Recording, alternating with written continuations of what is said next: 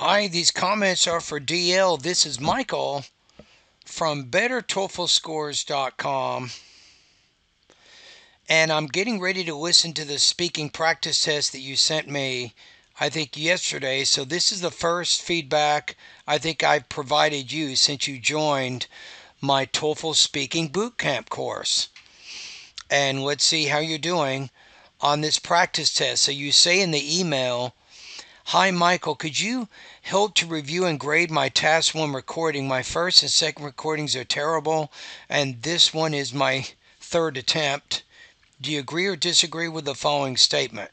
The school should limit the amount of time students take part-time jobs." Okay, and I'm listening to it here. So I have the actual rubrics here, and let's listen to your response. If you ask me, I agree that the school should limit the amount of time students take part-time jobs. I think students should spend time in studying, and they should spend time with their friends.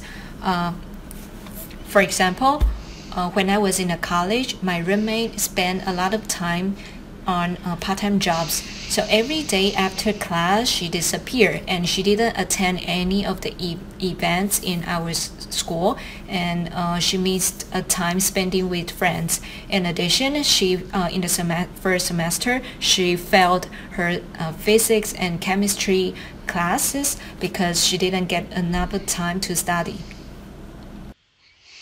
Well, why was she missing all those classes? So she disappeared. What does that mean? What was she doing? Was she working a full-time job? What was going on there?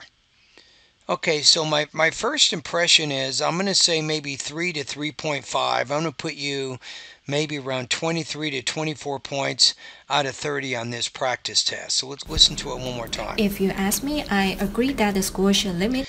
I would say if you ask me, just say I agree that schools should limit the amount of time students take part-time jobs.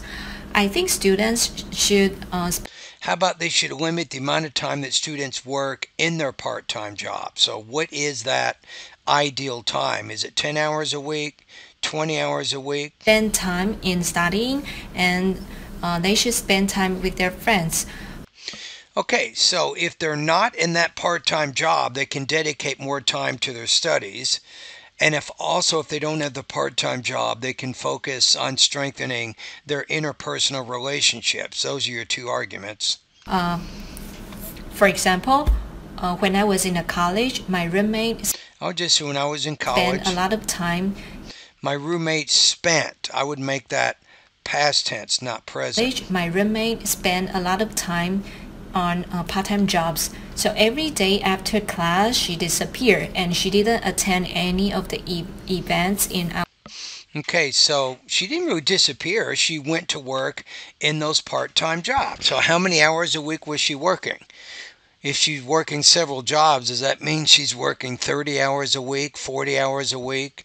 So the specificity with that would be helpful. School, and she missed a time spending with friends. In addition, how about therefore she missed time spending that she could have spent with her friends? In the first semester, she failed her physics and chemistry classes because she didn't get enough time to study.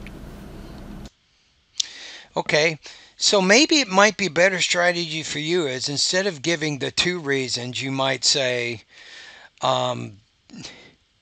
not limiting one's time in a part-time job can make it more difficult to succeed in classes.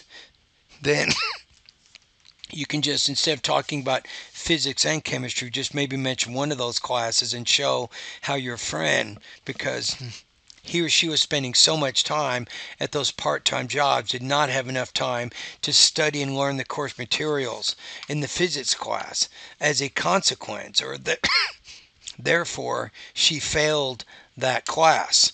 So that's maybe something that you can think about in terms of your topic development. So I think you could do a little bit better. Overall development somewhat limited, usually lacks elaboration or specificity. And also I think you have some limitations. So if you could say, if my friend had not worked so many hours at those part-time jobs, she would have or he would have had more time to prepare or master the course materials in those academic classes. So sometimes using the right grammar and more advanced grammar to express your ideas, it helps to more fully explain things. And I feel like you're a little bit limited in that sense.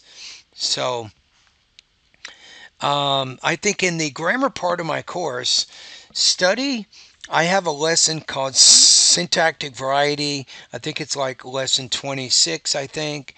Also, if you go over to bettertoeflscores.com, I have a lesson over there. It's titled TOEFL sentence variety. I think that's a good lesson for you also.